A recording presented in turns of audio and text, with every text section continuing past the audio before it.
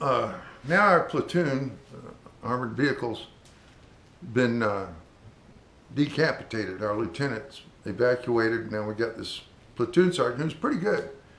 He was about 50 years old, believe it or not, and he was an experienced trooper. And so he knew what he was doing. You know, he'd been a lifelong veteran, and he was hell of a sergeant.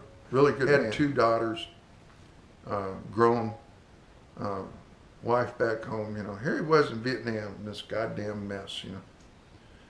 Well, anyway, the next day after that firefight in the village and all that, and Lieutenant getting shot up. Now we get a radio call that there's masses of enemy out in the, and we're cavalry, so the way we go, tired or not, we go out there looking for them. And it didn't take us long before we found them. And boy, we get into a hell of a firefight. They had already dug in like little, they call them spider holes and such, but they're just a little box hole that these guys cover because the helicopters come around machine gun them, you know. And so they get bamboo sticks and lay it across the top of their hole. Then they put the dirt on top of that and bullets can't get to them. So they're in these little spider holes. And we'd roll in there, and all among them, they couldn't shoot us, and we couldn't shoot them because, you know, it was kind of a problem, you know. And, they're down in their holes, and they're shooting just whenever a track comes by. And I don't think anybody got hurt on our side. And we'd probably not hurt many of theirs either. So we pull back. It's about 3 o'clock in the afternoon. They're out there in the bamboo, you know, still out in that covered bamboo. And we wind up out here in this, near Highway 1, and we send in 2 armored vehicles because the mission is to go in there and locate exactly where the enemy is and put out smoke. Because we're going to mark these guys for an aerial attack. Going to come in and bomb them. And so these 2 tracks roll in there. And I don't know why they just chose 2. I guess they were feeling pretty secure because of the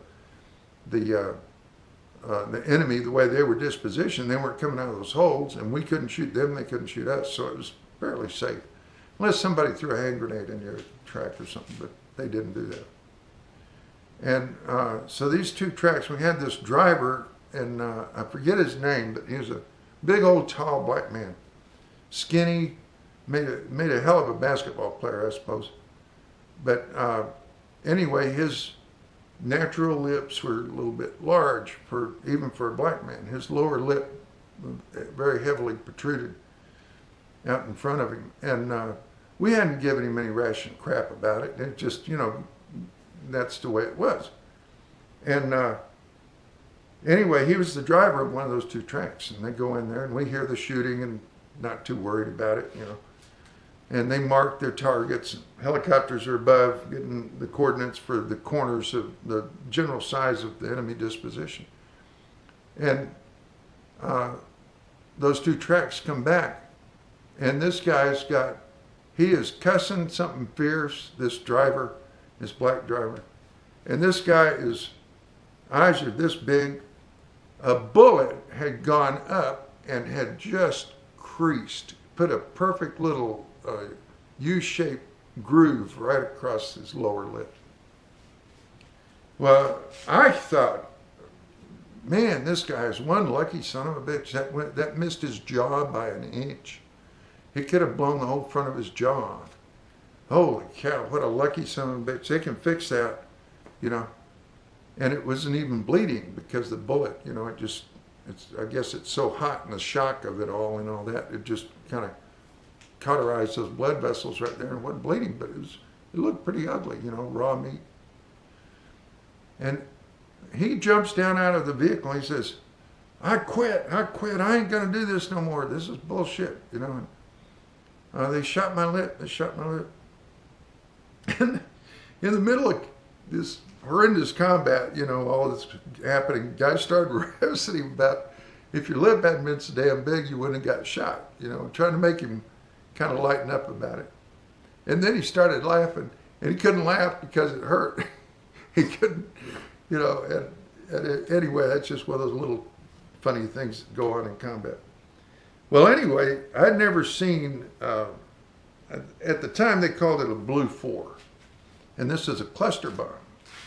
And they dropped it from an F-4 Phantom. And, you know, these smoke grenades were just about dying out by the time this F-4 Phantom swooped in. And we were told, what we did was we rolled up, we had these tear gas launchers, you know, these, it's like a backpack the size, but it's got like 36 little miniature rockets that throw a big old pattern of tear gas out there. And we set off 4 of those, put them on the front of each truck. We rolled right up to the enemy, detonated those tear gas canisters, and boom. And the idea was they'd get them out of those holes right when the Blue 4s hit. And so we launched the tear gas, and then we pulled back real quick, you know. We were told, get the hell out of the way, get the hell out, this is terrible, this is terrible. And danger close.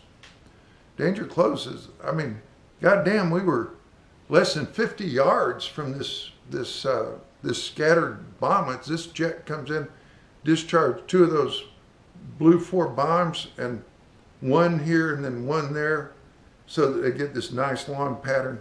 And then those bombs come apart in midair, and it looked to me like thousands of those little bombets come out of there. And they all got little tail fins on them, and they're spinning, and they fall down into that. And I was just totally had never heard of such a thing. And it seemed to me like the whole world exploded. I mean, those damn bombets went off, and it was like, it sounded like 50 popcorn cans going off on the stove all at once, just pop, pop, pop, pop, pop, pop, pop, pop. And so it's getting late in the afternoon. By then it's maybe getting, you know, closer to sundown. So they ordered us, they said, go on in there and count the bodies. Well, we rolled in there. There was probably 400 or 500 guys in that area right there, in their little spider holes. And we dismounted the tracks, as there was no enemy left. And we dismounted the tracks and started walking around, and literally, honest to God, all you could do, if you could find the heads, you could count the heads. But basically, to get a body count, all you could do is count the arms and legs and divide by 4. That was the most grisly scene I think I've ever seen.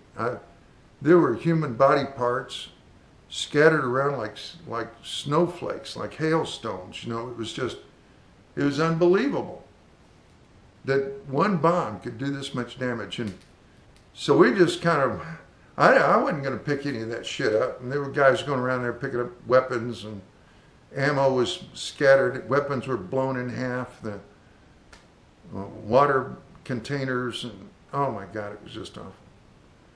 And we were in there about 30 minutes, and then we left. And we come out and we report, yeah, we got 401.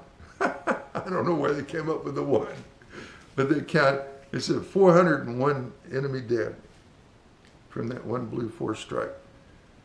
And from what I saw, there might have been more. But I only saw one. I didn't see the whole thing, you know. I mean, I could see the whole area there because bamboo was all shattered down. But just from my point of view, sitting up in that track, about 8 feet above the ground, I'm looking around, and there's just, everywhere you looked, you'd see an arm or a leg or a foot, head, torso. So that 401 was probably conservative. That's all I got on that story. Thank you.